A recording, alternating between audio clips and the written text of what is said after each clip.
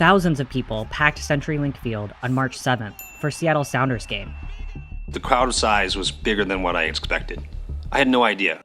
28 hours earlier, the public health officer for King County in Seattle sent an email saying he wanted to cancel all large group gatherings because of COVID-19.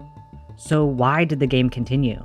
ProPublica and the Seattle Times obtained hundreds of pages of emails between public officials that shed light on what happened behind the scenes. The country's first confirmed case of COVID-19 had been announced in Washington state in January. By February 29th, King County announced a cluster of cases. Today, Public Health Seattle and King County is announcing 3 new presumptive positive cases of novel coronavirus COVID-19, including 1 person who died. It was the first known COVID-19 death in the United States. The same day, Duchin sent an email to public health colleagues advising against canceling mass gatherings. Away we go, though, in MLS. The next day, the Sounders played their season opener in Seattle with a crowd of 40,000. Over the next few days, the county's cases and deaths kept growing.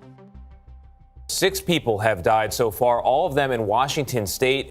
And the governor of Washington weighed in on mass gatherings. As you know, we have encouraged people who are responsible for large gatherings to give consideration whether it really makes sense to carry those on right now or whether it's better to pause those at this moment.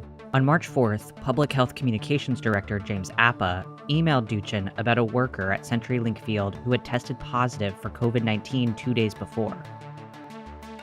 County officials and local sports teams exchanged dozens of emails discussing how to announce the news to the public. An executive with the Seattle Seahawks complained that another team had drafted a hysteria-inducing statement. A CDC spokesman advised that the risk to attendees was low.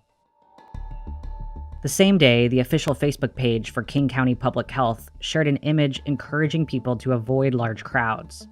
The county published a press release about the infected worker at 3 p.m. on March 5th, writing that upcoming events at the stadium would continue. But just an hour later, the health department replied to a post on Facebook with a distinctly different message. Jeff Duchin sent the email about canceling all large group gatherings on March 6th. But that didn't happen. Instead, a meeting was scheduled for the next morning, and another scheduled for the day after. The game continued as planned on March 7th. Your Sounders FC and Columbus Crew SC here tonight at CenturyLink.